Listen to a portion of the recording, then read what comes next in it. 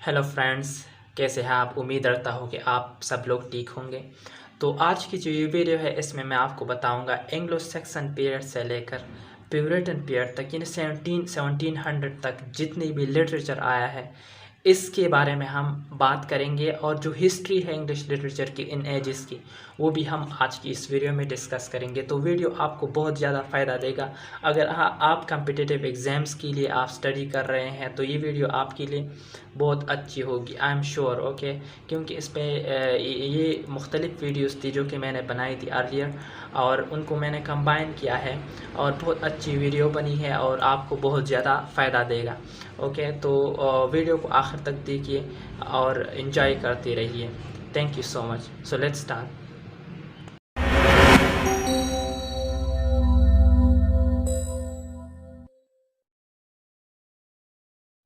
आज की इस वीडियो में हम बात करेंगे एंग्लो सैक्सन पीरियड के बारे में या एंग्लो सैक्सन एज के बारे में। आप एज भी कह सकते हैं, पीरियड भी कह सकते हैं। इस एंग्लो सैक्सन पीरियड को ओल्ड इंग्लिश पीरियड भी कहा जाता है। तो सबसे पहले हम बात करेंगे इसके बैकग्राउंड के बारे में कि एंग्लो सैक्सन की जो ट्राइब्स थी वो कैसे इस इंग्लैंड में आई और इस इंग्लैंड में सेटल हो गई। उनसे पहले कौन था और फिर उसके बाद कौन आया, फिर एंग्लो सैक्सन कौन के किस तरह आई। तो इन सारी चीज़ों के बारे में हम बात करेंगे। फिर एंग्लो सैक्सन की जो लिटरेचर है उसके बारे में हम बात करेंगे कि इस एज की जो पोइट्री थी वो कैसी थी और उसके जो पोएट्स थे वो कैसे थे, उनके नाम कौन से थे। और फिर इसके जो प्रोज राइटर थे इस एज के उसके बारे में भी हम बात करेंगे और प्रोज राइटिंग कौन सी थी वो भी हम इस वीडियो में डिस्कस करेंगे।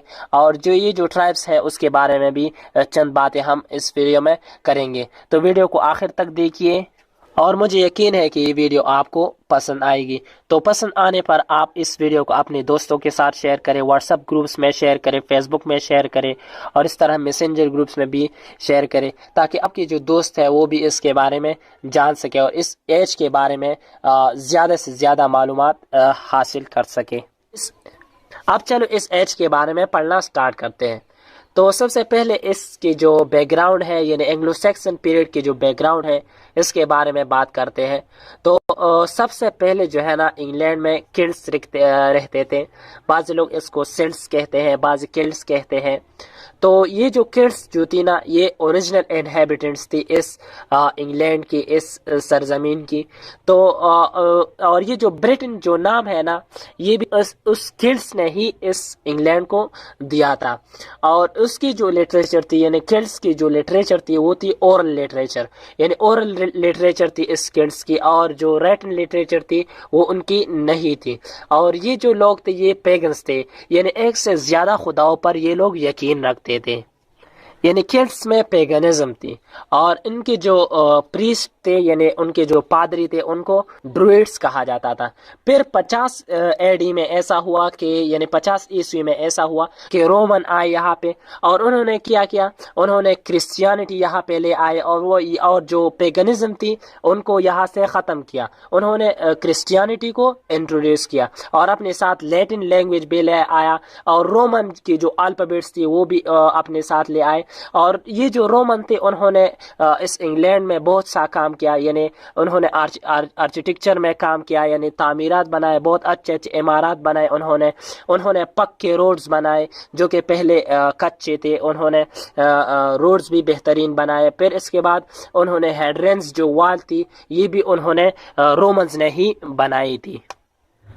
फिर उसके बाद एंग्लो सैक्सन आए और जो अर्लीस्ट लिटरेचर है ये उन्हीं से स्टार्ट होता है, यानी एंग्लो सैक्सन से स्टार्ट होता है। और एंग्लो सैक्सन जो है ना ये ट्राइब्स थे, 3 ट्राइब्स थे जिसमें से एंगल्स थे, सैक्सन्स थे और जूट्स थे। ये 3 ट्राइब्स थे और ये उनकी जो लैंग्वेज थी वो थी ओल्ड इंग्लिश। और ऑक्यूपेशन से पहले यानी इंग्लैंड आने से पहले ये जो लोग थे, ये जो ट्राइब्स थे ये स्वीडन में होते थे और डेनमार्क में होते। डेनमार्क और स्वीडन के साहिलों पर ये लोग रहते थे, यानी ये जो 3 ट्राइब्स है जो कि एंगल्स है, सैक्सन्स है और जूट्स है। और जब उन्होंने उस लैंड को ऑक्युपाई किया तो उन्होंने इस लैंड को एंगल लैंड का नाम दिया गया। جو کہ بعد میں انگلینڈ بن گیا. یعنی یہ جو انگلینڈ ہے یہ اینگل لینڈ سے آیا ہے. یعنی پہلے اس کو اینگل لینڈ کہا جاتا تھا اینگلو سیکسن کے دور میں، پھر اس کے بعد انگلینڈ بن گیا. اور یہ جو ٹرائبس تھے نا، یہ جو اینگلو سیکسن ٹرائبس ہے جو کہ اینگلز تھے، سیکسنز تھے اور جوٹس تھے، یہ فیئرلیس تھے، یعنی نہ ڈرتے، ڈرنے والے نہیں تھے، ایڈونچرس تھے، ایڈونچرس کرنا چاہتے تھے، بریو تھے، بہادر ٹرائبس تھے یہ سارے. اور اس ٹرائبس کی جو لٹریچر تھی وہ تھی اورل لٹریچر، یعنی اورل لٹریچر تھی ان ٹرائبس کی. اور یہ جو ٹرائبس تھے یہ اپنے تہواروں میں، اپنے بیٹلز میں اور اپنے ہیروز کے بارے میں گاتے رہتے تھے. اور ان اینگلو سیکسن کے جو بڑے لوگ تھے ان میں سے بعض پوئٹس بھی تھے.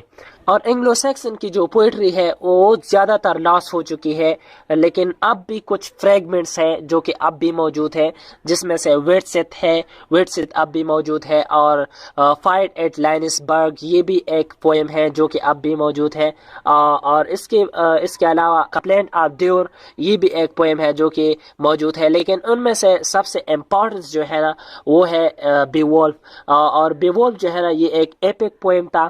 اور بی وولف جو ہے نا یہ ایک ہیرو تھا، اور اس ہیرو نے ایک مانسٹر کو انہوں نے مارا تھا، ایک مانسٹر کو انہوں نے ختم کیا تھا. تو اس بی وولف پوئم میں اس قسم کی کہانی پڑی ہوئی ہے. اور یہ جو بی وولف پوئم ہے اس کی جو رائٹر ہے وہ معلوم نہیں ہے، یعنی ایک انانیمس اتر ہے اس کا. اور یہ جو بی وولف پوئم ہے نا یہ اولڈسٹ پوئم ہے، اور اس سے پہلے کوئی پوئم موجود نہیں ہے، یعنی یہ سب سے اولڈسٹ ہے یہ پوئم. اور یہ جو اینگلو سیکسن تھے نا یہ پیگنز تھے، یعنی ان میں پیگنزم تھی، یعنی ایک سے زیادہ خداؤں پر یقین رکھتے تھے یہ اینگلو سیکسن. لیکن جب انہوں نے کرسچینٹی کو امبریس کیا، کرسچینٹی کو جب انہوں نے قبول کیا، تو جو پوئٹس تھے انہوں نے ریلیجس تھیم پر لکھنا شروع کر دیا، یعنی ریلیجس چیزوں پر انہوں نے پھر لکھنا شروع کر دیا. اور اینگلو سیکسن کی جو میجر پورشن ہے وہ ریلیجس چیزوں پر مشتمل ہے. اور ان ریلیجس پوئٹس میں دو امپارٹنٹ پوئٹس جو تھے نا وہ تھے کیڈمن اور سائنیولف.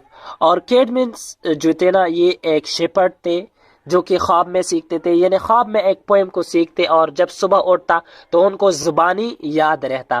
اور یہ زیادہ تر فیٹ آف مین یعنی انسان کی جو تقدیر ہے اس کے بارے میں زیادہ تر کیڈمن لکھتے تھے. پھر اس کے بعد آتا ہے سائنیولف. تو سائنیولف میں ایک پوئم لکھا ہے کرسٹ، اور یہ جو کرسٹ ہے یہ بھی ایک ریلیجس پوئم ہے.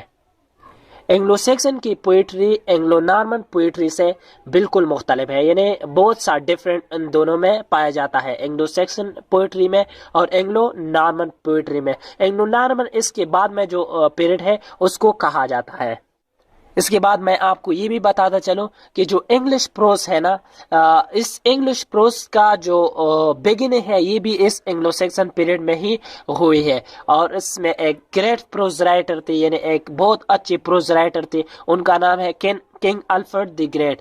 کنگ الفریڈ دی گریٹ یہ ایک کنگ تھا، ویسکس کا ایک کنگ تھا. ویسکس ایک جگہ ہے، اس کا جو کنگ تھا ان کا نام تھا الفریڈ دی گریٹ. اور انہوں نے بہت سا کام کیا ہے پروز میں. انہوں نے بہت سے بکس جو کہ لیٹن میں لکھ کے گئے تھے انہوں نے اسے ایسا کیا کہ اس لیٹن ورکس کو یعنی بہت لیٹن کی بکس کو انہوں نے انگلش میں ٹرانسلیٹ کیا. کنگ الفریڈ دی گریٹ کے بعد ایک اور پروز رائٹر ہے جن کا نام ہے ایلفرکس. اور ایلفرکس جو تھے نا یہ ایک پریسٹ تھے، یعنی ایک پادری تھے جنہوں نے زیادہ تر سرمنس کو لکھ کے ہے، یعنی اپنے خطبوں کو زیادہ تر لکھ کے ہے. اینگلو سیکسن کی جو ٹرائبس ہے یہ 5th سینچری کے مڈل میں ہی انگلینڈ میں آئے تھے. لیکن 670 عیسوی میں ایسا ہوا کہ 670 عیسوی میں انہوں نے سارے کنٹری کو قبضے میں رکھا تھا، یعنی سارے انگلینڈ پر ان کا قبضہ ہو گیا تھا. یہ جو اینگلو سیکسن تھی یہ رومنز کی طرح نہیں تھے. رومنز جب انگلینڈ میں آئے تو وہ ایز اے کنکرر آئے، ایز اے کنکرر وہ انگلینڈ میں داخل ہوئے. لیکن ان ٹرائبز نے یعنی اینگلو سیکسن نے ایسا کیا کہ یہ 5th سینچری کے مڈل میں آئے اور یہاں پر انگلینڈ میں اپنے پرماننٹ ہوم بنائے، اپنے پرماننٹ گھر بنائے اپنے لیے. اور پھر اس کے بعد جو ہے نا اس انگلینڈ پر ان کا دھیرے دھیرے سے قبضہ آ گیا. اور اسی وجہ سے اینگلو سیکسن کو انگلش ریس کے انسیسٹرز کہا جاتا ہے.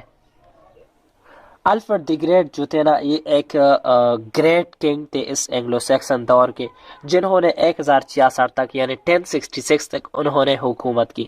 پھر ان کے بعد آئے ہارولڈ۔ تو ہارولڈ جو تھے نا یہ آخری اینگلو سیکسن کنگ تھے، اور ان کو ڈیفیٹ کیا گیا بیٹل آف ہیسٹنگ میں، ان کو شکست ہوئی ولیم دا کنکرر کی طرف سے۔ ولیم دا کنکرر جو تھے نا یہ نارمنڈی سے آئے ہیں، جو کہ آج کل فرانس میں واقع ہے نارمنڈی۔ تو وہاں سے یہ ولیم دا کنکرر آئے اور انہوں نے اس بیٹل آف ہیسٹنگ میں اس ہارولڈ کو شکست دی، اور اس طرح اس انگلینڈ پر نارمنز کی حکومت شروع ہوئی۔ آج کے اس ویڈیو میں ہم بات کریں گے اینگلو نارمن پیریڈ کے بارے میں۔ اس پیریڈ کو مڈل انگلش پیریڈ بھی کہا جاتا ہے۔ اینگلو سیکسن پیریڈ کے بارے میں ہم نے ویڈیو بنائی ہے، اگر آپ نے وہ ویڈیو نہیں دیکھی ہے تو نیچے ڈسکرپشن میں لنک موجود ہے، آپ اس ویڈیو کو دیکھ سکتے ہیں۔ تو اس ویڈیو میں ہم بات کریں گے نارمنز کے جو کلچرل بیک گراؤنڈ ہے اس کے بارے میں بات کریں گے۔ اس کے علاوہ ہم یہ بھی بات کریں گے کہ نارمنز کیسے اس کنٹری میں آئے، یعنی انگلینڈ میں نارمنز کیسے آئے۔ اس کے علاوہ ہم بات کریں گے لٹریچر کے، اینگلو نارمن لٹریچر کے بارے میں۔ تو لٹریچر میں ہم پوئٹری کے بارے میں بات کریں گے، جیفری چوسر کے بارے میں ہم بات کریں گے۔ اس کے علاوہ ولیم گاور کے بارے میں بات کریں گے، اور ولیم لینگلینڈ کے بارے میں ڈیٹیل سے ان تینوں کے بارے میں بات کریں گے۔ جیفری چوسر کے تینوں پیریڈز کے بارے میں ہم اس ویڈیو میں بات کریں گے۔ پھر اس کے علاوہ ہم پلیز یعنی ڈراماز کے بارے میں بات کریں گے، اور یہ بھی ہم اس ویڈیو میں پڑھیں گے کہ جو ڈراما کی جو بگننگ ہے وہ کیسے ہوئی، یعنی ڈراما کیسے شروع ہوئی۔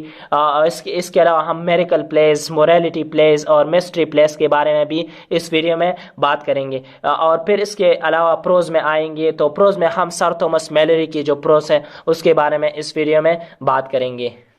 تو سب سے پہلے اس ویڈیو میں بات کرتے ہیں کہ نارمنز کیسے اس کنٹری میں آئے، یعنی انگلینڈ میں نارمنز کیسے آئے۔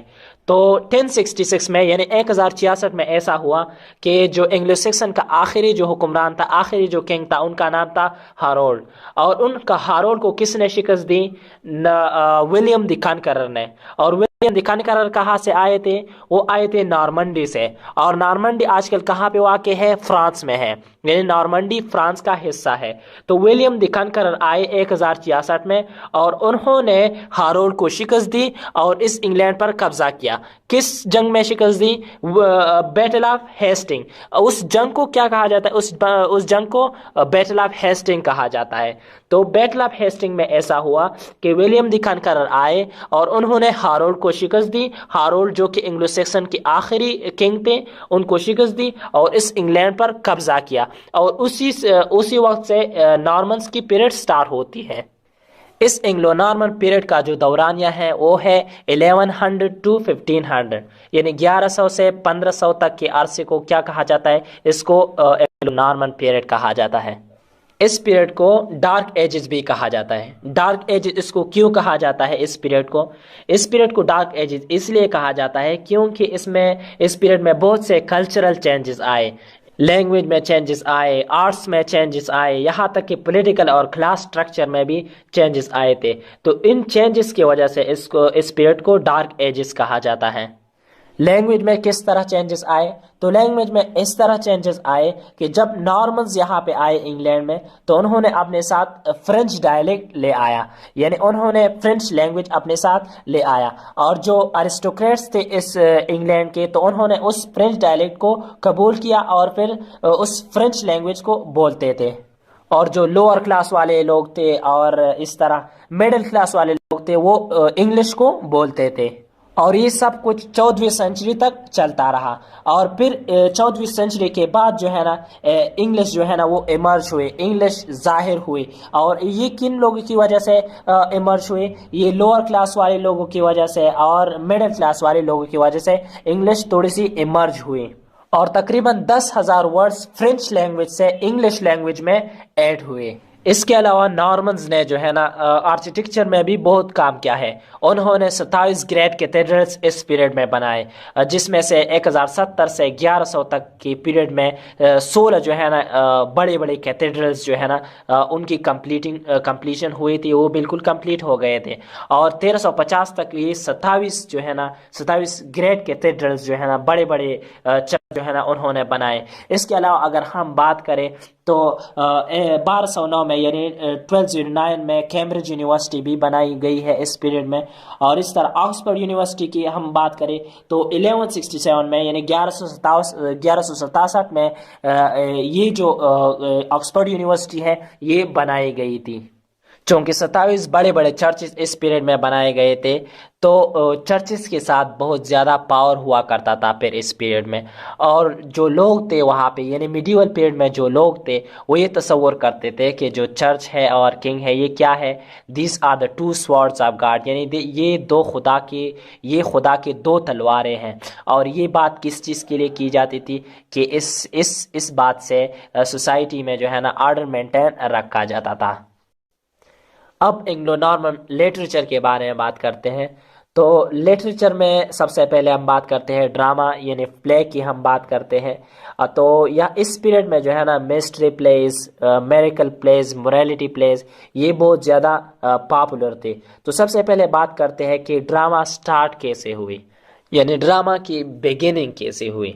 تو یہ ایک بات ہے کہ گریس اور روم میں جو ہے نا وہاں پہ کرسچن چرچ نے ڈراما کو بین کیا تھا کہ یہ چرچ میں نہیں ہوگا. پھر انگلینڈ کے چند پریسٹ تھے یعنی انگلینڈ کے چند پادری تھے، انہوں نے اس کی حوصلہ افزائی کی اور آج ہم دیکھتے ہیں کہ ڈراما کتنا پاپولر ہو گیا ہے. تو ڈراما کب سٹارٹ ہوئی؟ ڈراما سٹارٹ ہوئی لیٹ 10th سینچری میں. لیٹ 10th سینچری میں ڈراما سٹارٹ ہوئی. اور جو فرسٹ ڈراما تھی جو کہ چرچ میں کی گئی تھی ان کا نام تھا کوئمکویرٹی اسٹراپ. کوئمکویرٹی میں کا مطلب یہ ہے کہ ہوم سیک یو. یہ ایک ڈراما ہے جو کہ سب سے پہلے جو ہے نا چرچ میں لوگوں کے سامنے پریزنٹ کیا گیا تھا. اس ڈراما کے بعد لوگوں نے اور ڈراماز کی پیشکش کی اور لوگوں نے کہا کہ ہمیں اس طرح کے اور بھی ڈراماز چاہیے، اس طرح کے اور بھی ڈراماز پریزنٹ ہونے چاہیے. اسی طرح لوگوں کے سامنے مختلف ڈراماز پیش کی جاتی تھی. پھر ایسا ہوا کہ یہ جو ڈراماز تھی نا یہ چرچ کے اندر ہی پہلے ہوا کرتی تھی، یعنی چرچ کے دیواروں کے اندر یہ ہوا کرتی تھی. لیکن پھر ایسا ہوا کہ لوگ بہت زیادہ مقدار میں آتے تھے، لوگ زیادہ آتے تھے اور ان کے لیے کرسیاں یہ اس طرح کی چیزیں بھی موجود نہیں تھی. تو یہ تھوڑا سا چرچ سے باہر آ گیا، یعنی چرچ کی گریو یارڈ میں آ گیا اور اس طرح چرچ کی سراؤنڈنگ کی جو جگہ تھی وہاں پہ لوگ بیٹھتے تھے اور اس ڈراما کو دیکھتے تھے. اور پہل جو ایکٹرز تھے ڈراما کے وہ ایک خاص قسم کے کاسٹیوم پہنتے تھے. اور بعد میں ایسا ہوا کہ جو لیٹن میں جو ڈراماز پریزنٹ کی جاتی تھی لوگوں کے سامنے وہ پھر انگلش میں پریزنٹ کی جانے لگی. دو قدیم ترین جو ڈراماز تھے جو کہ انگلش میں تھے ان میں سے ایک ہے جیکوب اینڈ ایسا اور جو دوسرا ہے وہ ہے دی ہاروئنگ آف دا ہیل. یہ دونوں ارلیسٹ ڈراماز تھے جو کہ انگلش میں پریزنٹ کیے گئے تھے. اب پڑھتے ہیں مسٹری، میریکل اور موریلٹی پلیس کے بارے میں کہ یہ کیا ہوتے تھے.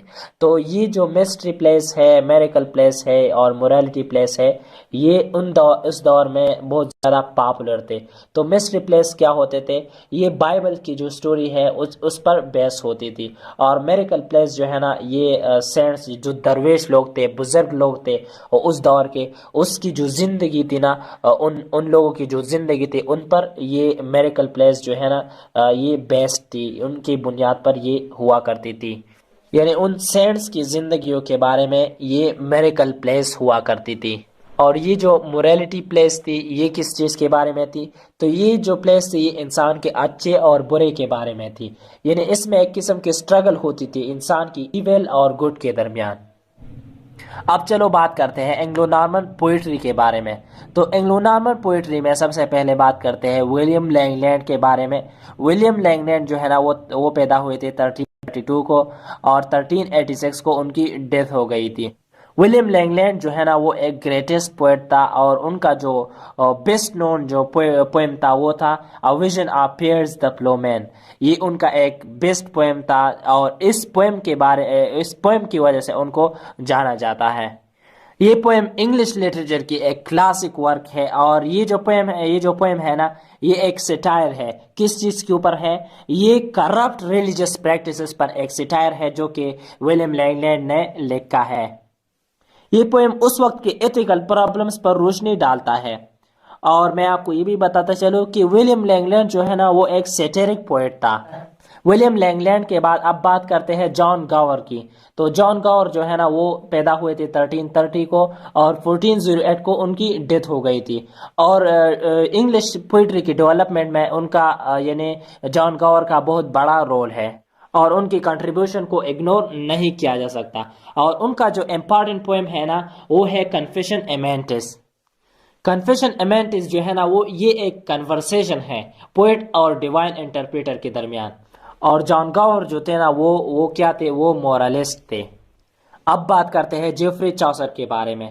تو جیفری چاسر پیدا ہوئے تھے 1340 کو اور ان کی ڈیتھ ہو گئی تھی 1400 کو.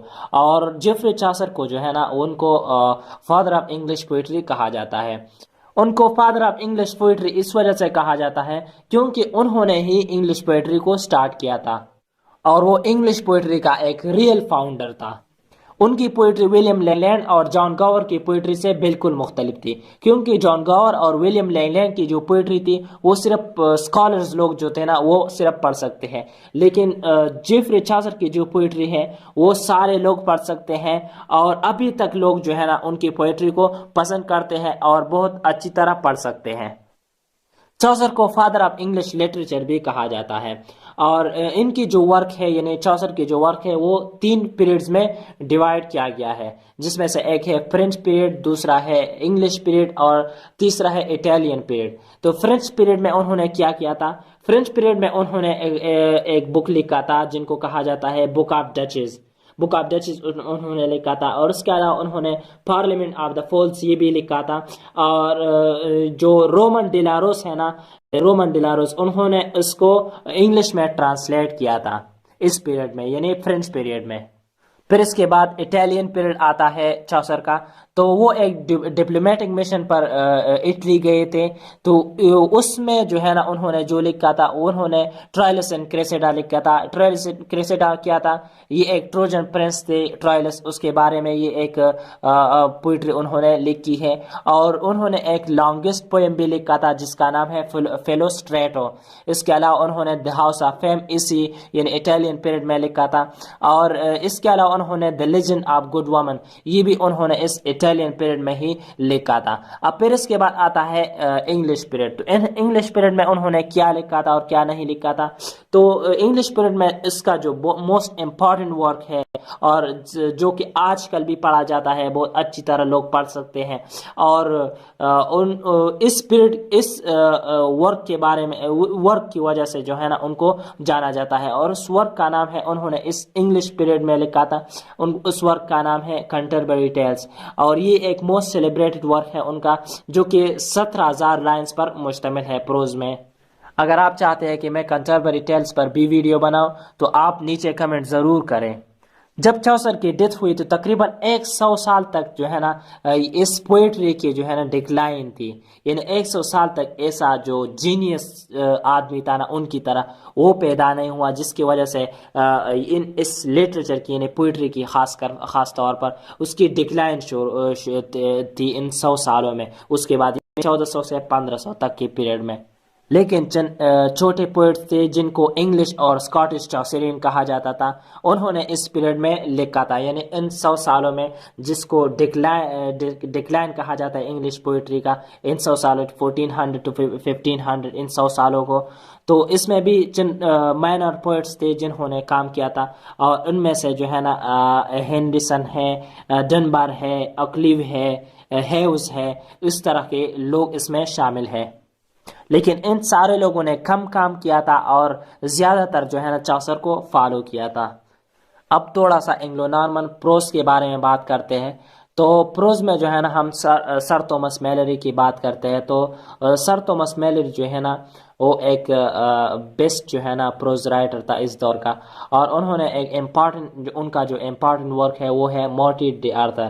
فرسٹ یعنی پہلے یہ ایسا ہوتا تھا کہ لوگ یہ کہتے تھے کہ مورٹی ڈی آرتھر جو ہے نا یہ ایک ایسے شخص نے لکھا ہے جو کہ کرمنل تھا اور انہوں نے ایکسٹارشن میں مختلف قسم کے کیسز میں ان کی 20 سال تک ان کی جیل تھی، وہ جیل میں تھا. تو لوگ یہ سوچتے تھے کہ یہ اس آدمی نے لکھا ہے. لیکن بعد میں پتہ چلا کہ جو رائٹر ہے اس کا جو اصلی رائٹر ہے وہ ہے سر تومس میلری.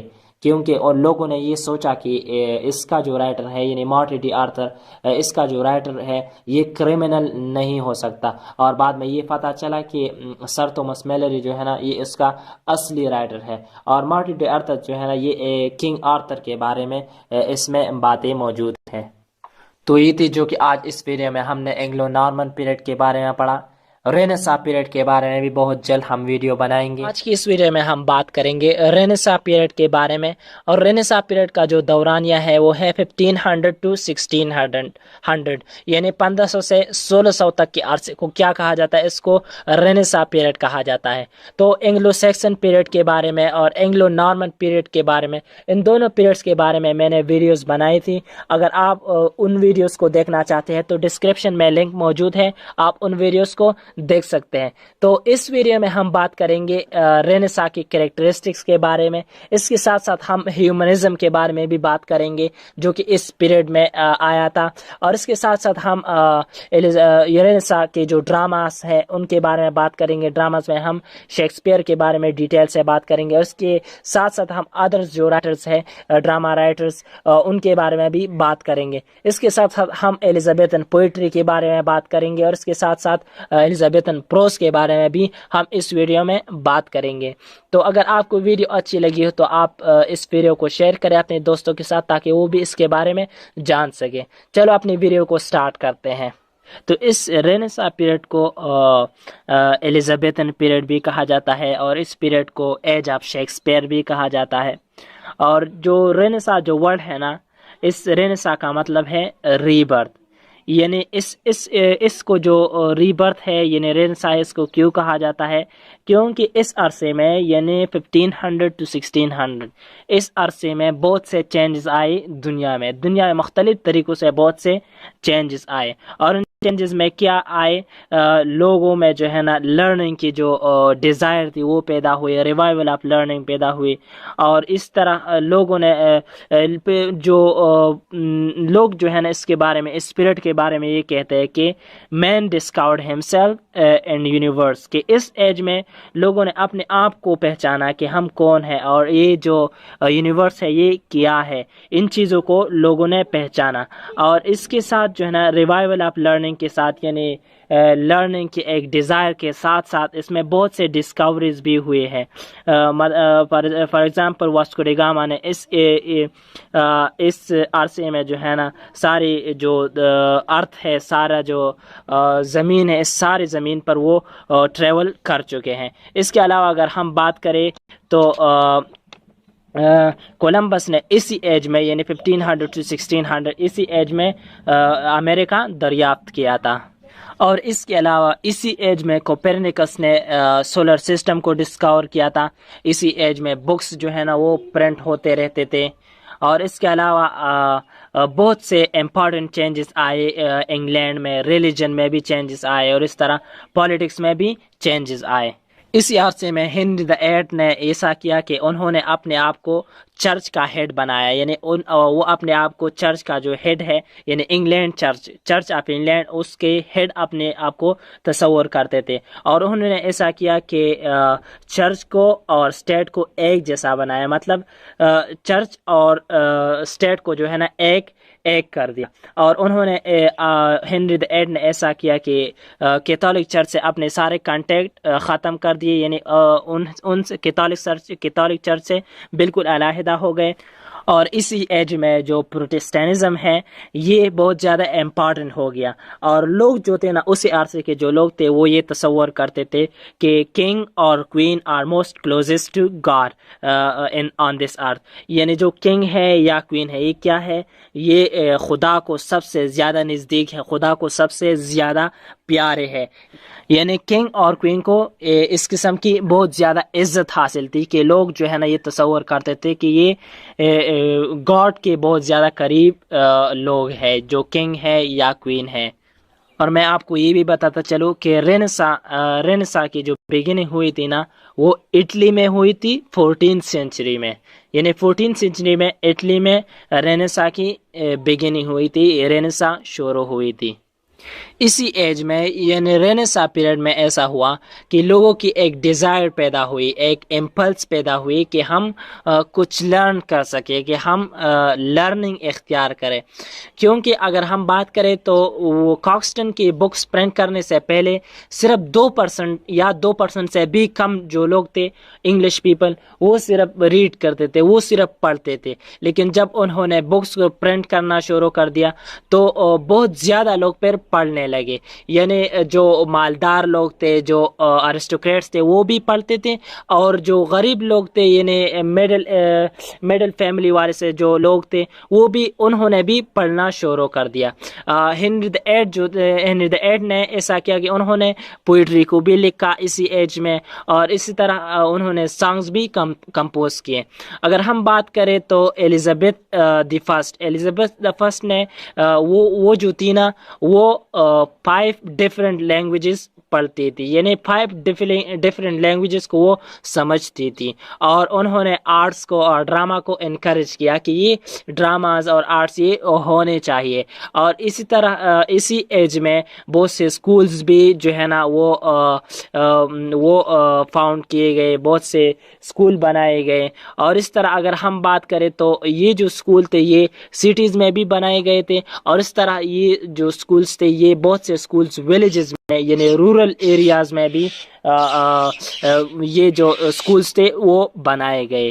اور اس طرح میں آپ کو بتاتا چلوں کہ ہیومنزم بھی جو ہے نا اسی ایج میں یعنی رینیسا پیریڈ میں انگلینڈ میں آئی تھی. اور ہیومنسٹ کون تھے؟ تو ہیومنسٹ اسکالرس تھے، یعنی اسکالرس کی ایک گروپ تھی. اور ہیومنزم جو تھی نا یہ ایک مومنٹ تھی جو کہ پیٹرارچ نے سٹارٹ کی ہے، اور اس پیٹرارچ کو جو ہے نا اس کو فادر آف ہیومنزم بھی کہا جاتا ہے اسی وجہ سے، کیونکہ یہ جو ہیومنزم جو موومنٹ تھی نا یہ پیٹرارچ نے سٹارٹ کی تھی. اور انہوں نے یہ 14 سینچری میں سٹارٹ کی تھی اٹلی میں یہ سٹارٹ ہوئی تھی. اور وہاں سے یہ یورپ میں آیا، آل اوور دا یورپ وہاں سے سپریڈ ہوا، اٹلی سے یورپ میں آیا. اور جب الزبتھ یعنی کوئین الزبتھ کی جو ایج تھی وہ آئی تو اسی ایج میں یہ جو موومنٹ تھی نا ہیومنزم یہ بہت زیادہ پاپولر ہوئی. اور یہ جو موومنٹ تھی نا یہ پیشہ ورانہ اور سائنسی علوم پر زور دیتے تھے. یعنی یہ اس میں جو ہیومنسٹ تھے وہ یہ چاہتے تھے کہ پیشہ ورانہ اور سائنسی علوم جو ہے نا یہ سیکھنے چاہیے اور پڑھنے چاہیے. اور میں آپ کو یہ بھی بتاتا چلوں کہ یہ جو ماڈرن انگلش ہے نا یہ بھی وہاں سے سٹارٹ ہوا ہے. پہلے جو سپیلنگ ہوتے تھے وہ بہت ایک ہی ورڈ کے مختلف سپیلنگز ہوتے تھے. یعنی آپ فیلو فرض کریں ہمارے ساتھ ورڈ ہے فیلو، تو اس فیلو کا جو سپیل تھا وہ ایسا ہوتا تھا، FELAW ایسا بھی ہوتا تھا، FELOWE اس طرح بھی ہوتا تھا. اور اس طرح میں آپ کو یہ بھی بتا چلوں کہ اس کا سپیل جو ہے نا یہ اس طرح بھی ہوتا تھا کہ FALLOW اس طرح کا بھی ہوتا تھا. پھر رابرٹ ملکاسٹر آئے. رابرٹ ملکاسٹر نے 1582 میں یعنی 1582 میں انہوں نے ایسا کیا، انہوں نے ایک سسٹم کو یعنی سپیلنگ کی ایک سسٹم کو انہوں نے ریگولرائز کیا. اور پھر بعد میں اسی سسٹم پر یعنی رابرٹ ملکاسٹر کے سسٹم پر جو ہے نا پھر اس پر عمل شروع ہوئی. اور آج جو ہم دیکھ رہے ہیں کہ ہر ورڈ کی ایک الگ ہی سپیلنگ ہوتی ہے اور ایک خاص سپیلنگ ہوتی ہے، ڈیفرنٹ سپیلنگ ایک ہی ورڈ کی نہیں ہوتی ہے. تو یہ جو ہے نا یہ اس کا سارا جو کریڈٹ ہے یہ رابرٹ ملکاسٹر کو جاتا ہے جنہوں نے 1582 میں اس طرح کا ایک سسٹم بنایا. چلو اب بات کرتے ہیں اسی ایج کے ڈرامہ کے بارے میں. تو اس ایج میں یعنی رینیسا پیریڈ میں بہت سے ڈراماز جو ہے نا وہ لکھے گئے ہیں. تو 16 سینچری کے میڈل میں ایسا ہوا کہ چند اکیڈمک رائٹر تھے، انہوں نے چند اوریجنل پلیز کو انہوں نے انگلش میں لکھا. تو ان پلیز میں سے 3 جو امپارٹنٹ پلیز ہے وہ ہے نکولس وڈلز نے لکھا ہے، رالف رویسٹر ڈویسٹر، اور اس کے ساتھ ساتھ جان سٹیلز نے لکھا ہے گرامر گرٹنز نیڈل. یہ دونوں جو ہے نا یعنی رالف رویسٹر ڈویسٹر اور گرامر گرٹنز نیڈل یہ دونوں کامیڈیز ہے. اور اس طرح ایک اور ڈرامہ ہے تومس سیکویل نے لکھا ہے اور اس کا نام ہے گربڈک اور فیرکس اینڈ فارکس. یہ جو ڈرامہ ہے یہ ایک ٹریجڈی ہے. تو چند اکیڈمک رائٹر تھے جنہوں نے یہ لکھا تھے 16 سینچری کے مڈل میں. پھر اس کے بعد جو ہے نا یونیورسٹی ویٹس آئے. تو یونیورسٹی ویٹس میں جو ہے نا مارلو یعنی کرسٹوفر مارلو وہ سب سے جو ہے نا پیک پوائنٹ پہ تھے، یعنی وہ سب سے گریٹ تھے. یونیورسٹی ویٹس میں جو پہلے نمبر پر آتا ہے اس کا نام ہے لیلے. تو لیلے کا جو دورانیہ ہے وہ پیدا ہوئے تھے 1554 کو، اور 1606 کو ان کی ڈیتھ ہو گئی تھی. اور انہوں نے لکھا تھا اے پی ایس انہوں نے لکھا تھا. اگر ہم بات کریں ان کی ڈراماز کی تو انہوں نے لکھا تھا کمپاس، اور اس طرف کمپاس انہوں نے 1581 کو لکھا تھا، اور سوپو اینڈ پھاؤ یہ بھی انہوں نے لکھا تھا 1584 کو. اور اس طرح اگر ہم بات کریں تو انہوں نے انڈیمین بھی لکھا تھا جو کہ انہوں نے 1591 میں لکھا تھا، اور اس کے ساتھ ساتھ انہوں نے میڈاس بھی لکھا تھا جو کہ انہوں نے 1592 کو لکھا تھا. اور یہ جو سارے ڈراماز جو انہوں نے لکھے ہیں یہ مائتھولوجیکل ہے. دوسرے نمبر پر اگر ہم بات کریں تو ہمارے ساتھ ہے جارج پیل. تو جارج پیل اس کا جو دورانیہ ہے ان کا وہ ہے 1558 ٹو 1597، یعنی 1558 کو پیدا ہوئے تھے اور 1597 کو ان کی ڈیتھ ہو گئی تھی. تو جارج پیلی جو تھے نا یہ ایک ایکٹر تھے، اور اس کے ساتھ ساتھ ڈراماز بھی لکھا کرتے تھے، یعنی ایک ایکٹر بھی تھے اور ایک ڈراماٹسٹ بھی تھے. تو وہ جو ہے نا اس گروپ میں یعنی یونیورسٹی ویٹس میں مارلو کے بعد جو ہے نا ان کی بہت زیادہ اچھی پوزیشن ہے. یعنی مارلو کے بعد جو گریٹسٹ رائٹر ہے اس ایج کی وہ یہ جارج پیلی ہے.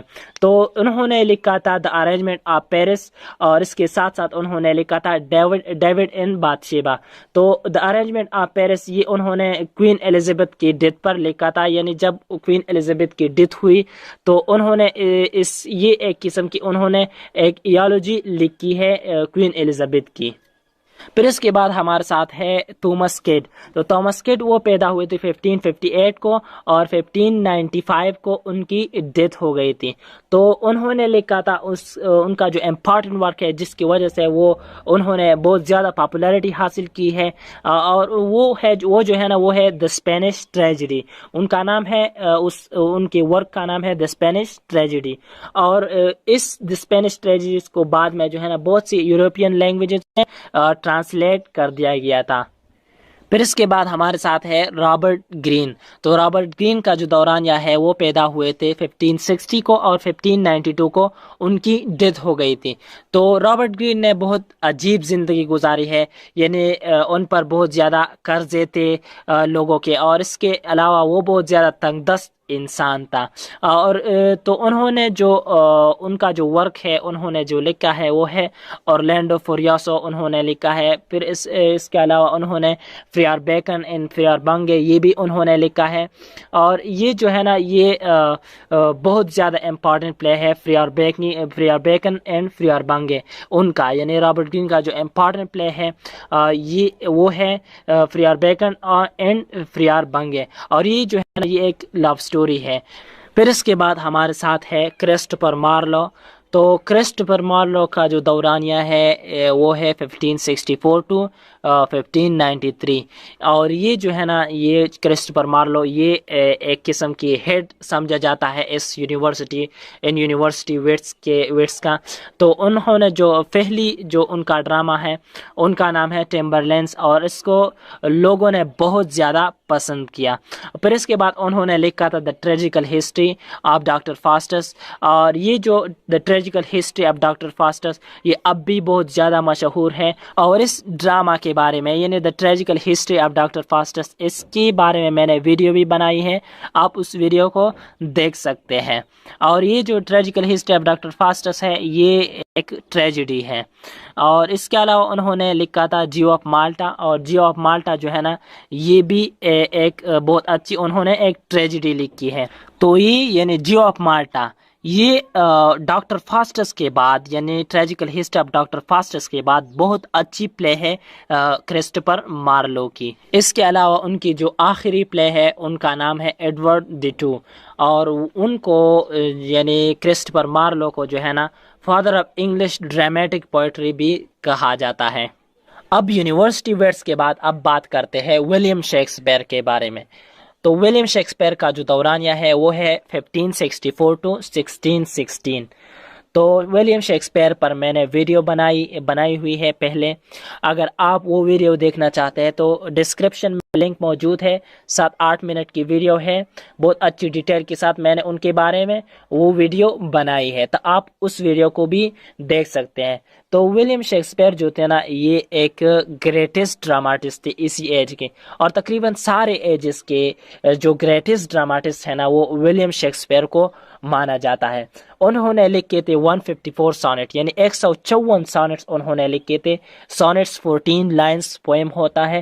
اس کے علاوہ انہوں نے لکھے تھے 37 پلیز، یعنی 37 پلیز انہوں نے لکھے تھے، اور ان کا جو ورک ہے نا، وہ ڈیوائیڈ کیا گیا ہے ایز ان ڈراماٹسٹ، وہ ڈیوائیڈ کیا گیا ہے 4 پیریڈز میں۔ تو پہلا جو پیریڈ ہے وہ ہے 1588 ٹو 1593۔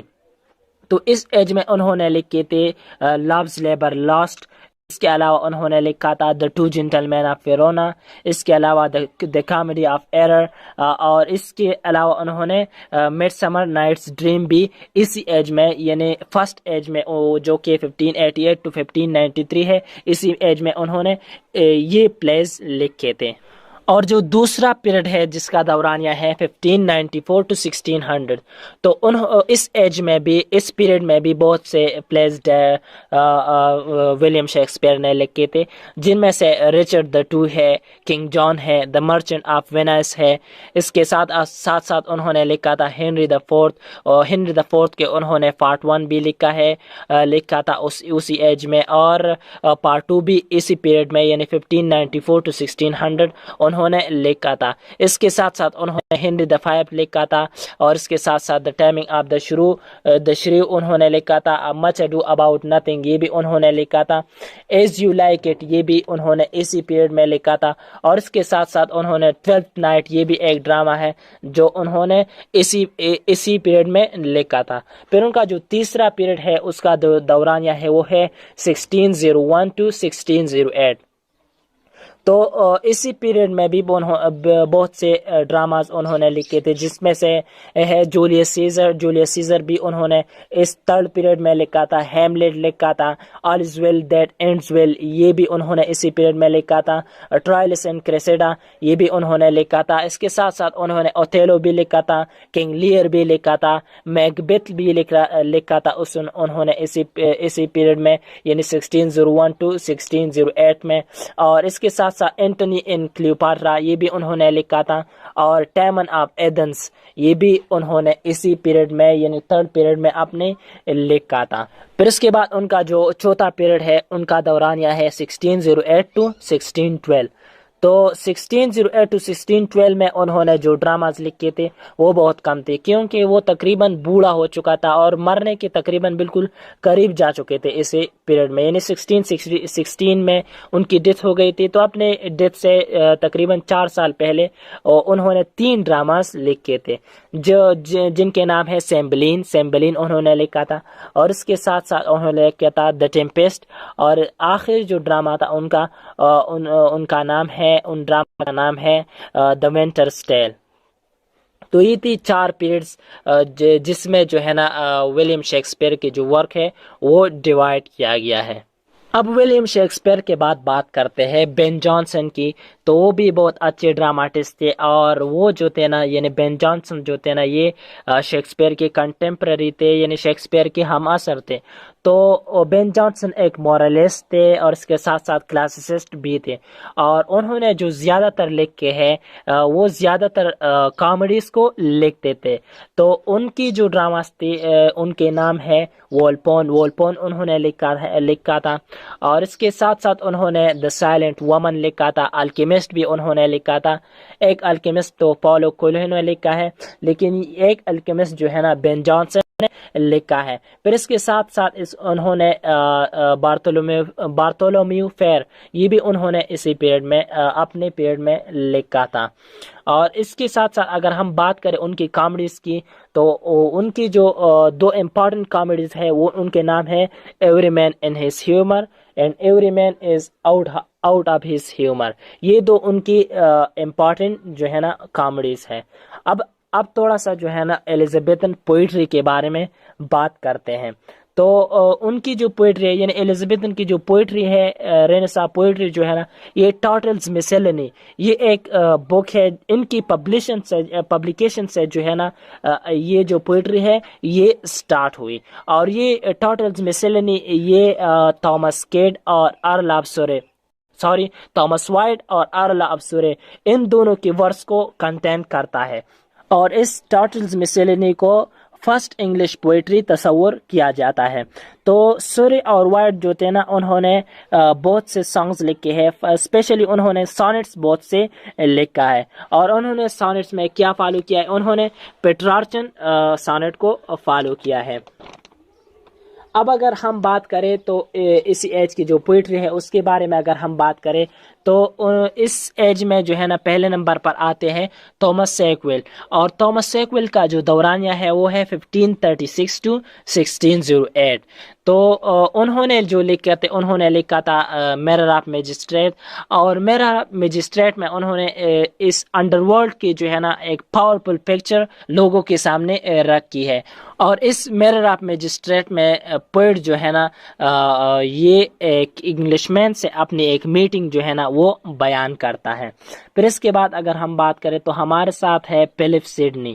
تو یہ جو فلپ سڈنی جو تھے نا یہ مینی سائیڈڈ پرسن تھے، یعنی وہ ایک سولجر بھی تھے اور اس کے ساتھ ساتھ وہ جو ہے نا ایک کورشیر بھی تھے، یعنی ایک درباری تھے، اور اس کے ساتھ ساتھ پوئٹ بھی تھے، یعنی 3 عہدے تھے ان کے ساتھ. اور ان کو جو ہے نا آئیڈیل ایلزابتھن کہا جاتا ہے. اور کوئین ایلزابتھ ان کو کیا کہتے تھے؟ ان کو اپنی کراؤن کی یعنی اپنے تاج کے ایک جیول جو ہے نا ان کو تصور کرتے تھے کہ فلپ سڈنی میرے تاج کا ایک ہیرا ہے. اور اس کی ان کی جو پروز ورک ہے فلپ سڈنی کی وہ ہے اپالوجی فار پوئٹری اور ارکیڈیا، یہ انہوں نے پروز لکھے تھے. لیکن انہوں نے جو پوئٹری میں جو کام کیا ہے یہ ایک سونٹس کی ایک سیکوینس ہے، اسٹروپل اینڈ سٹیلا، یہ ان کی ایک بک کا نام ہے. اور یہ اسٹروپل اینڈ سٹیلا اس میں جو ہے نا 108 سونٹس ہے اور اس کے ساتھ ساتھ 11 سانگز ہے. فلپ سڈنی کے بعد اب بات کرتے ہیں اسپینسر کی. تو اسپینسر کا جو دورانیہ ہے وہ پیدا ہوئے تھے 1552 کو اور 1599 کو ان کی ڈیتھ ہو گئی تھی. اور ایلزابتھن پوئٹری میں یا رینیسا پوئٹری میں ان کا جو نام ہے اسپینسر کا وہ اگنور نہیں کیا جا سکتا. اور یہ اس ایج کا ایک گریٹسٹ نیم ہے اسپینسر. تو انہوں نے لکھا تھا فیری کوئین، اور فیری کوئین انہوں نے ایک قسم کی ایلیگری لکھی ہے ایک قسم کی. اور انہوں نے اس کے ساتھ ساتھ فیری کوئین کے ساتھ ساتھ انہوں نے لکھا تھا شپرڈ کیلنڈر جو کہ ایک پیسٹورل پوئم ہے. اس کے ساتھ ساتھ انہوں نے ایسٹروپل لکھا تھا. اور یہ جو ہے نا یہ ایسٹروپل یہ فلپ سڈنی کے ڈیتھ پر انہوں نے ان کی ایک ٹریجڈی لکھی ہے ایسٹروپل. اور اس کے ساتھ ساتھ انہوں نے پور ہیمز یہ بھی لکھا تھا. اور اس کے ساتھ ساتھ انہوں نے ایموریٹی یہ بھی لکھا تھا، جو کہ ایموریٹی جو ہے نا یہ 88 سونٹس یعنی 88 سونٹس پر مشتمل ہے. اور یہ انہوں نے پیٹرارچن مینر پر لکھا ہے ایموریٹی. اور چارلس نیم جو ہے نا اسپینسر کے بارے میں کہتے ہیں کہ اسپینسر از دا پوئٹس پوئٹ. چلو اب بات کرتے ہیں ایلزابتھن پروز کے بارے میں. تو اسی ایج سے یعنی ایلزابتھن ایج سے جو ہے نا ماڈرن انگلش کی جو پروز ہے وہ سٹارٹ ہوتی ہیں. تو پروز رائٹر میں ہمارے ساتھ جو پہلے نمبر پر ہے وہ ہے جان لیلی. تو جان لیلی جو تھے نا وہ ایک فرسٹ آتھر تھے جنہوں نے اسی ایج میں پروز لکھا. اور ان کا جو پروز ہے ان کا نام ہے ایوپیس. اور ایوپیس جو ہے نا یہ انہوں نے ایک قسم کی ڈیکوریٹو سٹائل میں انہوں نے پیش کیا ہے. اور اس میں جو سینٹنسز کی جو سٹرکچر ہے نا یہ الٹریشن پر مشتمل ہے، یعنی الٹریشن پر بیس ہے. الٹریشن کا مطلب ہے کہ سملر ساؤنڈز، یعنی سینٹنس انہوں نے ایسے یوز کیے ہیں جو کہ سملر ساؤنڈز پر اینڈ ہوتے ہیں. اور انہوں نے ایوپیس اس لیے لکھا، انہوں نے اس کا جو پرپس ہے وہ یہ بتایا کہ اس سے جو ہے نا کورشیئرز جو ہے نا یعنی درباری جو لوگ تھے یا جنٹل مینز جو لوگ تھے تاکہ وہ یہ سمجھ سکے کہ زندگی کیسے گزارنی ہے. پھر اس کے بعد ہمارے ساتھ ہے فلپ سڈنی. تو सिडनी का जो प्रोज वर्क है उनका नाम है आर्केडिया, और आर्केडिया जो है ना ये पेस्टोरल रोमांसेस पर मुश्तमिल है। और इसके अलावा सिडनी के अलावा इसी एज में और भी प्रोज राइटर गुजरे हैं, जिसमें से दो जो इम्पॉर्टेंट राइटर्स हैं इनमें से एक का नाम है मेलरी, और उनका जो इम्पॉर्टेंट प्रोज वर्क है जो कि प्रोज रोमांस उन्होंने लिखा है उनका नाम है मॉर्टी डी आर्थर। और इसके अलावा हमारे साथ है हेक्लेट, तो उन्होंने वोएजेस ये एक प्रोज लिखी थी, वोएजेस जिसका नाम वोएजेस था, उनका वर्क था प्रोज वर्क। और इसमें जो है ना वोएजेस में उन्होंने सी एडवेंचर्स उनको डिस्क्राइब किया है। तो ये थी जो कि आज इस वीडियो में हमने रेनेसां पीरियड के बारे में पढ़ा। तो बहुत जल्द हम प्यूरिटन एज के बारे में भी वीडियो बनाएंगे। आज की इस वीडियो में हम बात करेंगे प्यूरिटन एज के बारे में, या इसको एज ऑफ मिल्टन भी कहा जाता है। और इस एज का जो दौरानिया है वो है 1600 टू 1660, यानी 1600 से 1660 तक। तो एंग्लो सैक्सन पीरियड के बारे में, एंग्लो नॉर्मन पीरियड के बारे में, और इसके साथ साथ रेनेसां पीरियड के बारे में, इन तीनों पीरियड्स के बारे में मैंने वीडियोस बनाई थी बहुत डिटेल के साथ। अगर आप उन वीडियोस को देखना चाहते हैं तो डिस्क्रिप्शन में लिंक मौजूद है, आप उन वीडियोस को देख सकते हैं। तो इस वीडियो में हम बात करेंगे प्यूरिटन एज के चंद फीचर्स के बारे में। इसके साथ साथ हम बात करेंगे प्यूरिटनिज्म के बारे में, जो कि एक मूवमेंट थी और इस प्यूरिटन एज में शुरू हुई थी, और इस प्यूरिटनिज्म की वजह से ही इसको प्यूरिटन एज कहा जाता है। और इसके साथ साथ हम इस प्यूरिटन एज की जो पोइट्री है वो भी डिस्कस करेंगे। पोइट्री के साथ साथ हम ड्रामा भी डिस्कस करेंगे, और इसके साथ साथ इस एज के प्रोज को भी डिस्कस करेंगे। तो वीडियो को आखिर तक देखिए, क्योंकि मुझे यकीन है कि वीडियो आपको इंशाल्लाह बहुत ज़्यादा फ़ायदा देगा। और पसंद आने पर अपने दोस्तों के साथ शेयर ज़रूर करें ताकि वो भी इसके बारे में जान सकें, इस एज के बारे में जान सकें। तो चलो प्यूरिटन एज के बारे में पढ़ना स्टार्ट करते हैं। तो 17th सेंचुरी लिटरेचर को दो पीरियड्स में डिवाइड किया गया है। एक को कहा जाता है प्यूरिटन एज या एज ऑफ मिल्टन, और इसका जो दौरानिया है वो है 1600 टू 1660। और दूसरा है रेस्टोरेशन या एज ऑफ ड्रैगन भी इसको कहा जाता है, और इसका जो दौरानिया है वो है 1660 टू 1700। तो ये 17th सेंचुरी लिटरेचर को दो पीरियड में इस तरह डिवाइड किया गया है। फिर प्यूरिटन एज को या एज ऑफ मिल्टन को फर्दर डिवाइड किया गया है। एक को कहा जाता है जैकोबियन पीरियड और दूसरे को कैरोलाइन पीरियड कहा जाता है। तो जैकोबियन को क्यों कहा जाता है और कैरोलाइन क्यों कहा जाता है? तो जेम्स द फर्स्ट ने हुकूमत की थी 1603 टू 1625, और उनके नाम की वजह से, यानी जेम्स द फर्स्ट की वजह से इसको, इस दौरानिए को जैकोबियन पीरियड कहा जाता है। फिर कैरोलाइन पीरियड को क्यों कहा जाता है? तो चार्ल्स द फर्स्ट ने हुकूमत की थी 1625 टू 49, यानी 1649। इस दौरान में चार्ल्स द फर्स्ट ने हुकूमत की थी, और चार्ल्स द फर्स्ट की वजह से ही इसको कैरोलाइन पीरियड कहा जाता है। अब इस एज के चंद फीचर्स के बारे में बात करते हैं। तो इसी एज में बायोग्राफी जो थी ना वो लिखना शुरू हो गई, यानी लोग जो थे ना किसी की, यानी फेमस जो राइटर्स थे या फेमस जितने भी लोग थे उनकी बायोग्राफी लिखना लोगों ने शुरू किया था। इसी एज में ये शुरू हुआ था, क्योंकि इससे पहले जो था ना बायोग्राफी लिखना शुरू नहीं था, ना हुआ करता था। क्योंकि शेक्सपियर है हमारे साथ, तो शेक्सपियर के बारे में हम ज़्यादा मालूमात नहीं है कि वो कहाँ पे पढ़े थे और कितनी तालीम हासिल की थी, ये सब मालूमात हमारे साथ नहीं है। कि यही वजह है कि वहाँ पे उस एज में, यानी रेनेसां पीरियड में या इससे पिछले जितने भी पीरियड्स थे वहाँ पे बायोग्राफी नहीं लिखी जाती थी। इसी एज से बायोग्राफी लिखना शुरू हुआ था।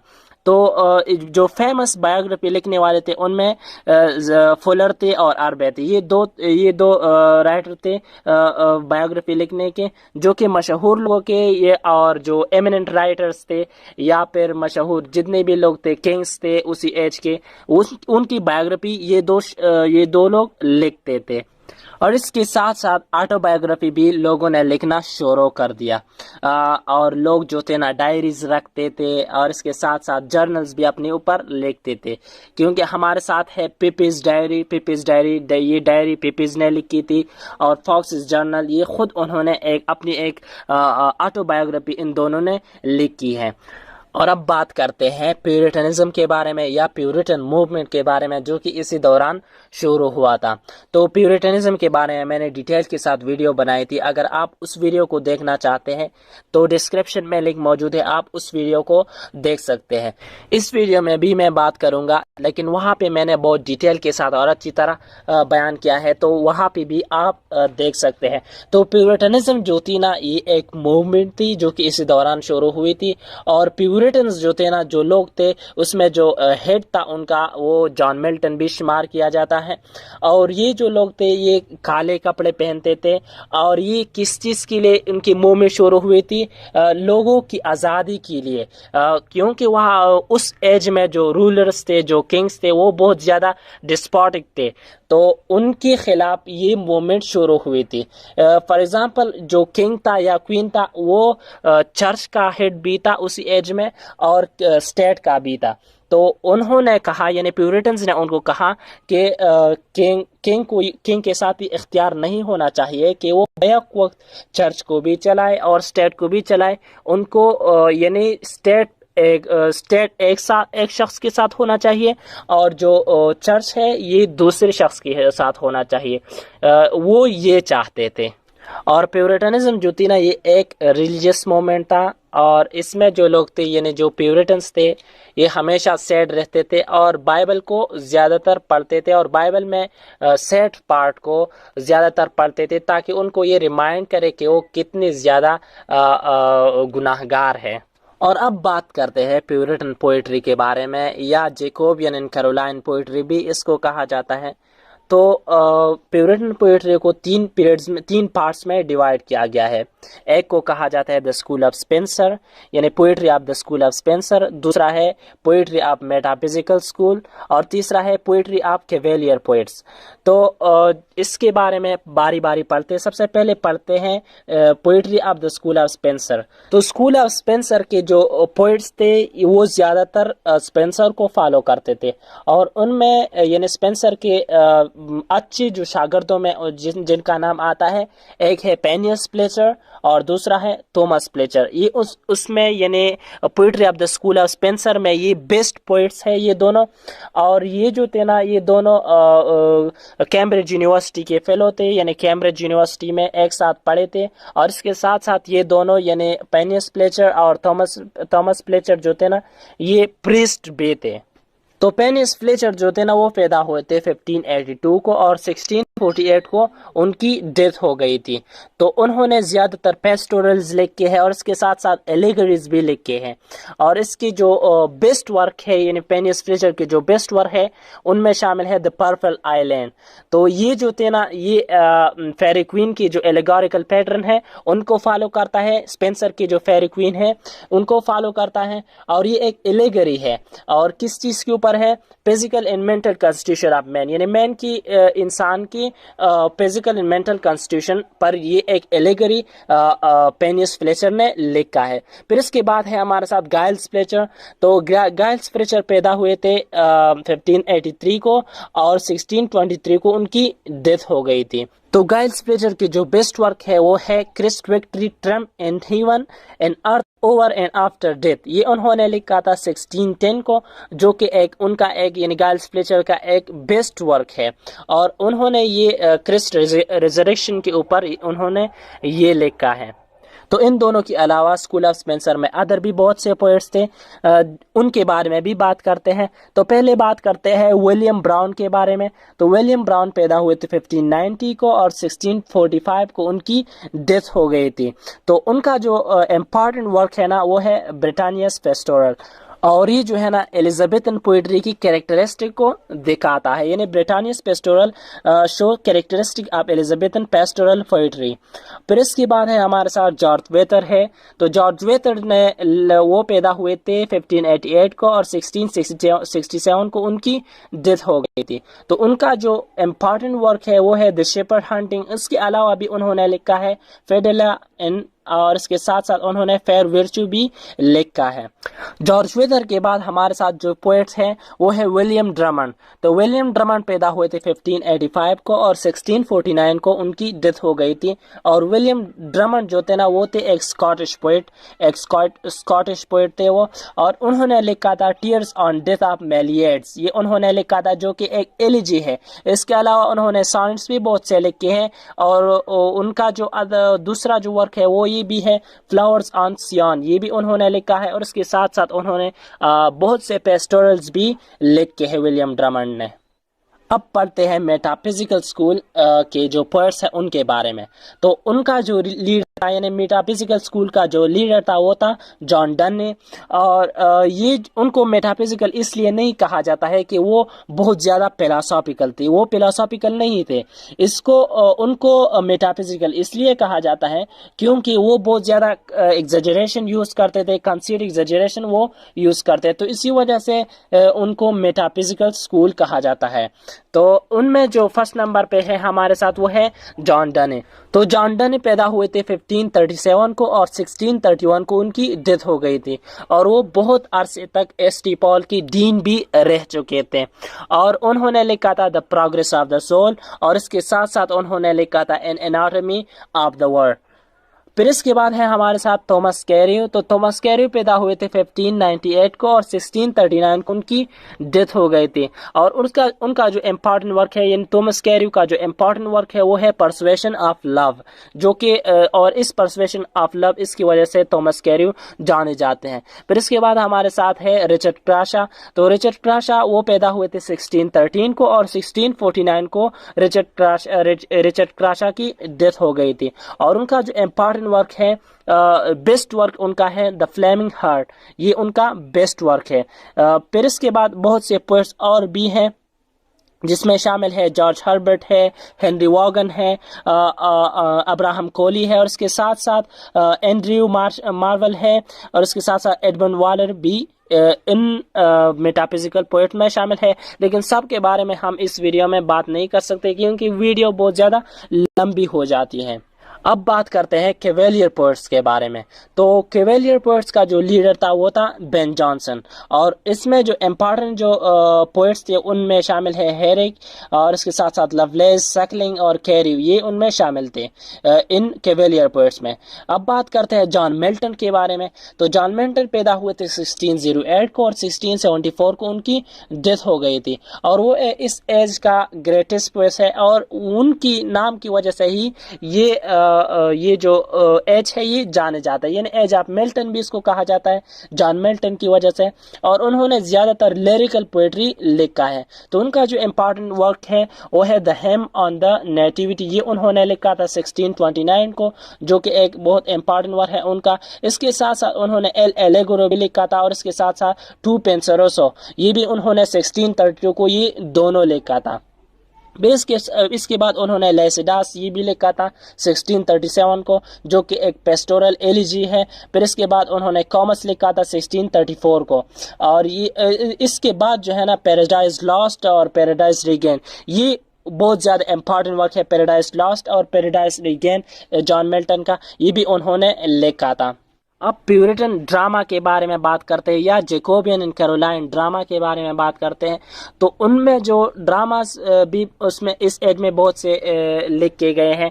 तो और उन राइटर्स में, यानी उन ड्रामाटिस्ट में पहले नंबर पर है हमारे साथ जॉन मार्स्टन, और वो पैदा हुए थे 1575 को और 1634 को उनकी डेथ हो गई थी। और उनका जो इम्पोर्टेंट वर्क था वो है एंटोनिया इन मेलेडा, ये उन्होंने लिखा था।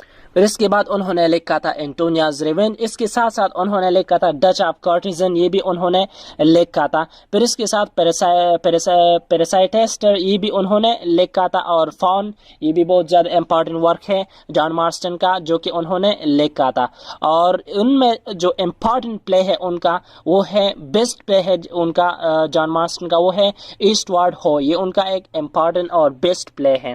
फिर इसके बाद है हमारे साथ ड्रामाटिस्ट में थॉमस डिकर है। तो थॉमस डिकर पैदा हुए थे 1570 को और 1632 को उनकी डेथ हो गई थी। और उन्होंने जो लिखा था वो लिखा था शो मेकर्स हॉलीडे, ये उन्होंने लिखा था। फिर इसके बाद उन्होंने लिखा था द होन्स होर्ड, ये भी उन्होंने लिखा था। फिर इसके बाद हमारे साथ है थॉमस हेवुड। तो थॉमस हेवुड पैदा हुए थे 1575 को और 1650 को उनकी डेथ हो गई थी। एडवर्ड द सिक्स्थ, ये उनका बहुत ज़्यादा इंपॉर्टेंट प्ले है। फिर इसके बाद उन्होंने और भी बहुत से लिखे हैं, जिसमें शामिल है the trouble of queen Elizabeth, ये भी उन्होंने लिखा था, बहुत ज़्यादा अच्छा ड्रामा है। फिर इसके बाद the fair made of waste, ये भी बहुत ज़्यादा इंपॉर्टेंट प्ले है थॉमस हेवुड का। फिर इसके बाद हमारे साथ है थॉमस मिडल्टन। तो थॉमस मिडल्टन पैदा हुए थे 1580 को और 1627 को उनकी डेथ हो गई थी। और उनका जो इंपॉर्टेंट प्ले है वो है साइरल टॉर्नेवर। और उनके अलावा और भी बहुत से पोएट्स हैं, जिनमें शामिल है जॉन वेबस्टर है, जॉन फ्लेचर है, फिलिप मैसेंजर है, इसके साथ साथ जॉन फॉर्ड है, जेम्स शिरले है। ये भी बहुत अच्छे ड्रामाटिस्ट थे इसी एज के। अब पढ़ते हैं थोड़ा सा जैकोबियन इन कैरोलाइन प्रोस के बारे में, या प्यूरिटन प्रोस के बारे में भी आप कह सकते हैं। तो इसमें पहले नंबर पर हमारे साथ है फ्रांसिस बेकन। तो फ्रांसिस बेकन पैदा हुए थे 1561 को और 1628 को उनकी डेथ हो गई थी। वो दोनों एज से ताल्लुक रखते हैं, यानी एलिजाबेथन एज से भी ताल्लुक रखते हैं और जैकोबियन पीरियड से भी ताल्लुक रखते हैं। और उसमें उसका जो इम्पोर्टेंट वर्क है उनका नाम है एसेज। ये उसका एक बेस्ट नोन वर्क है फ्रांसिस बेकन का। इसके अलावा उन्होंने लिखा था हेनरी द सेवन, ये भी उन्होंने लिखा था। अगर हम बात करें तो इसके बाद आता है रॉबर्ट बर्टन। रॉबर्ट बर्टन भी बहुत अच्छा प्रोज राइटर था इसी एज का, और वो पैदा हुए थे 1605 को और 1682 को उनकी डेथ हो गई थी। और उनका जो इम्पोर्टेंट वर्क है, इम्पोर्टेंट प्रोज राइटिंग है, वो है रिलीजियो मेडिसी। रिलीजियो मेडिसी उन्होंने लिखा था। इसके साथ साथ उन्होंने लिखा था द अर्न बरियाल, ये भी एक बहुत अच्छा प्रोज राइटिंग है उनका। और इसके बाद हमारे साथ है अर्ल ऑफ क्लैरेंडन। अर्ल ऑफ क्लैरेंडन भी इसी एज से ताल्लुक रखते हैं और प्रोज राइटर है, जो कि पैदा हुए थे 1609 को और 1674 को उनकी डेथ हो गई थी। और उनका जो इम्पोर्टेंट वर्क है history of rebellion and civil Wars in England, ये उनका एक इम्पोर्टेंट वर्क है। फिर इसके बाद है हमारे साथ जेरेमी टाइलर। जेरेमी टाइलर पैदा हुए थे 1613 को और 1667 को उनकी डेथ हो गई थी। और जेरेमी टाइलर का जो इम्पोर्टेंट वर्क है वो है Holi living and Holi dying. तो ये थी जो कि आज इस वीडियो में हमने प्यूरिटन एज के बारे में पढ़ा। आज की इस वीडियो में हम बात करेंगे रेस्टोरेशन पीरियड के बारे में, या इसको एज ऑफ ड्रैगन भी कहा जाता है। तो इसका जो दौरानिया है वो है 1660 टू 1700। तो इस वीडियो में हम डिस्कस करेंगे कि इसको रेस्टोरेशन क्यों कहा जाता है, रेस्टोरेशन पीरियड का नाम इसको क्यों दिया गया है, और इसके साथ साथ हम इस पीरियड का जो लिटरेचर है उसके बारे में भी बात करेंगे, पोएट्री के बारे में बात करेंगे, इसके साथ साथ इस एज की जो ड्रामा है उसके बारे में भी बात करेंगे, और प्रोस के बारे में भी इस एज की बात करेंगे। लेकिन इससे पहले मैं आपको बता चलूँ कि Anglo section period, Anglo Norman period, Renaissance period, Puritan period या प्यूरिटन एज, इन चारों पीरियड्स के बारे में मैंने वीडियोस बनाई थी डिटेल के साथ। अगर आप उनमें से किसी वीडियो को भी देखना चाहते हैं तो डिस्क्रिप्शन में चारों के लिंक मौजूद है, आप उन वीडियोस को देख सकते हैं। तो चलो अब इस एज के बारे में, यानी रेस्टोरेशन पीरियड के बारे में या एज ऑफ ड्रैगन के बारे में बात करना स्टार्ट करते हैं। तो सबसे पहले पढ़ते हैं कि इसको रेस्टोरेशन क्यों कहा जाता है, रेस्टोरेशन पीरियड का नाम इसको क्यों दिया गया है। तो रेस्टोरेशन इसको इसलिए कहा जाता है क्योंकि 1660 में, यानी इसी एज के स्टार्ट में जो इंग्लैंड में जो मोनार्की थी वो बिल्कुल रिस्टोर हुई। चार्ल्स द टू, जो कि चार्ल्स द वन का बेटा था, वो रहता था फ्रांस में। तो फ्रांस में वहां से उनको निकाल दिया गया, वहां से एग्जाइल कर दिया गया फ्रांस से चार्ल्स द टू को, और वो आए इंग्लैंड में। और जब वो इंग्लैंड में आए तो यहाँ की जो मोनार्की थी उसको कम्प्लीटली उन्होंने रिस्टोर की और अपनी हुकूमत कायम की, अब खुद किंग बन गए।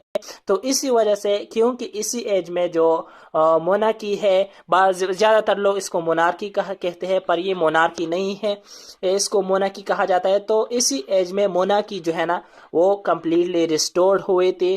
तो इसी वजह से इस एज को रिस्टोरेशन पीरियड कहा जाता है। और ये सब कुछ हुआ 1660 में, यानी 1660 में मोनार्की जो थी ना वो कम्प्लीटली रिस्टोर हो गई थी।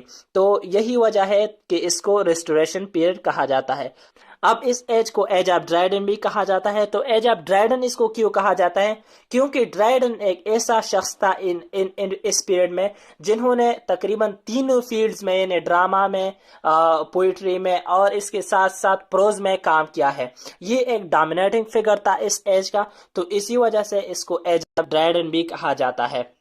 تو جب چارلز سیکنڈ انگلینڈ میں آئے فرانس سے، تو وہ یہ چاہتے تھے کہ وہ سب کچھ یہاں پہ انگلینڈ میں بھی ہو جو کہ فرانس میں ہو رہا تھا اس وقت۔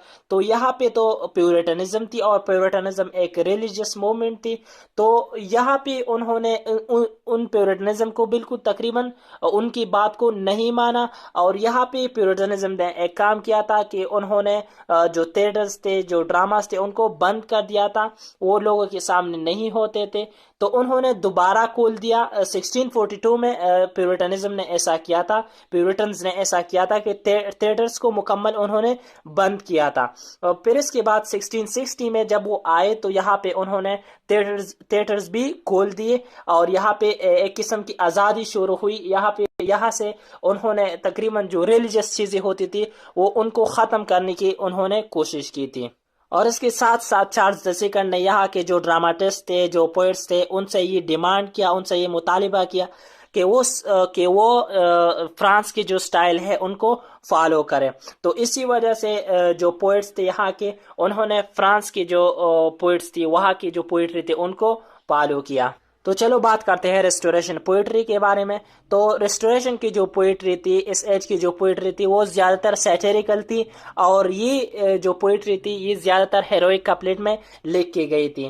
تو اس پوئٹری میں جو ڈومینیٹنگ فگر ہے اس ایج کا، وہ ہے جان ڈریڈن۔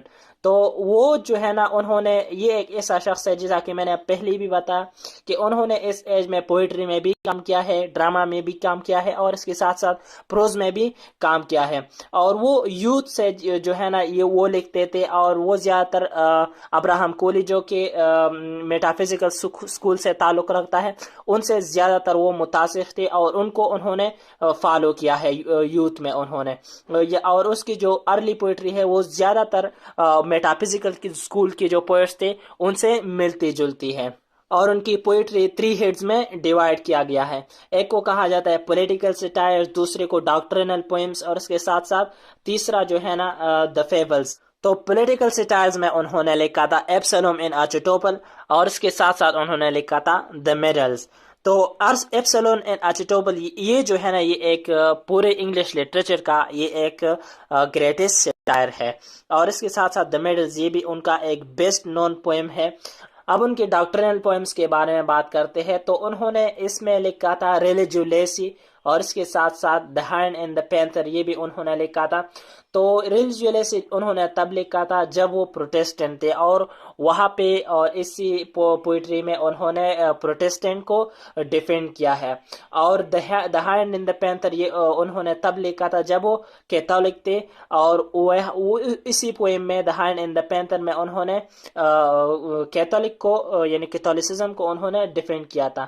یعنی وہ ایک قسم کا سیاستدان کی طرح تھے کہ جب ایک پارٹی میں ہوتے ہیں تو ایک قسم کی بات کرتے ہیں، اور دوسری پارٹی میں ہوتے ہیں تو دوسری قسم کی بات کرتے ہیں۔ تو اسی طرح جان ڈریڈن بھی تھے۔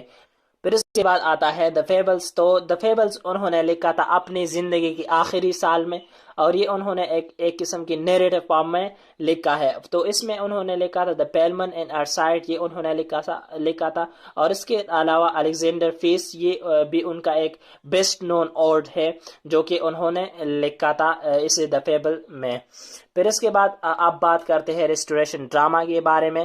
تو جب 1642 میں، جیسا کہ میں نے پہلے بھی آپ کو بتایا کہ پیورٹنز نے تھیٹرز جو تھے نا وہ بند کیے تھے، پھر 1660 میں یعنی 1660 میں چارلز سیکنڈ نے وہ ری اوپن کی، یعنی تھیٹرز انہوں نے ری اوپن کیے۔ تو اسی دورانی میں یعنی 1642 ٹو 1660 اسی میں کوئی اچھا ڈراماٹسٹ ہمیں نظر نہیں آیا، کیونکہ یہاں پہ ڈراماز بند تھے، تو اسی وجہ سے کوئی اچھا ڈراماٹسٹ نظر نہیں آیا.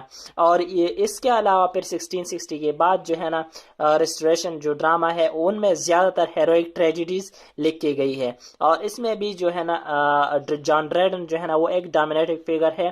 اور اسی میں انہوں نے لکھا تھا اسی ایج میں جو ڈراماز تھے ان میں یہ بھی ہے ٹائرینک لو یہ ہے ان کا. اور اس کے ساتھ ساتھ دا کنکسٹ آف گرینیڈا یہ بھی انہوں نے لکھا تھا. اورنگزیب یہ بھی ان کا ایک بہت زیادہ امپورٹنٹ پلے ہے, ایک امپورٹنٹ ڈراما ہے. پھر اس کے بعد انہوں نے لکھا تھا 1678 کو آل فار لو. پھر اس کے ساتھ ساتھ انہوں نے لکھا تھا وائلڈ گیلنٹ یہ بھی انہوں نے لکھا تھا. اور ان کے علاوہ جان ڈریڈن کے علاوہ یہاں پہ ایتھریج بھی تھے, تو کامیکل ریونج انہوں نے لکھا ہے. اور ایتھریج اس ڈراما کی وجہ سے جانے جاتے ہیں. ایتھریج کے ساتھ ساتھ وینچرلی بھی ایک گریٹسٹ ڈراماٹسٹ تھے اسی ایج کا, اور انہوں نے لکھا تھا دا کنٹری وائف یہ انہوں نے لکھا تھا. اور اس کے ساتھ ساتھ پلین ڈیلر یہ بھی ان کا ایک بہت زیادہ امپارٹنٹ پلے ہے, اور ان پلے کی وجہ سے وہ جانے جاتے ہیں. اب بات کرتے ہیں ریسٹوریشن پروز کے بارے میں. تو پروز میں بھی جو ڈومینیٹنگ فگر ہے وہ ہے جان ڈرائیڈن ہے. تو ڈرائیڈن نے اسی ایج میں لکھا تھا ایسے آن ڈرامیٹک پوئسی یہ ان کا بہت زیادہ امپارٹنٹ پروز ہے. اور انہوں نے اس پروز میں انہوں نے نیو پروز کی ایک ماڈل پیش کی تھی. پھر انہوں نے فیبلز بھی لکھا ہے, اور اسی میں انہوں نے ایک بیسٹ پروز سٹائل پیش کیا ہے اس فیبلز میں. پھر اس کے بعد ہمارے ساتھ ہے تھامس پریڈ. تو تھامس پریڈ نے لکھا تھا ہسٹری آف رویل سوسائٹی, اور یہ ان کا ایک گریٹسٹ پروز رائٹنگ ہے. اور اس کی وجہ سے تھامس پریڈ جانے جاتے ہیں, اور ان کا نام اسی وجہ سے زیادہ مشہور ہے کہ انہوں نے ہسٹری آف رویل سوسائٹی انہوں نے لکھا تھا. پھر اس کے بعد ہمارے ساتھ ہے جان بنین. تو جان بنین ڈرائیڈن کے بعد جو ہے نا ایک گریٹسٹ فگر ہے اس ایج کا. اس کے ساتھ ساتھ وہ ایک گریٹسٹ سٹوری ٹیلر بھی ہے.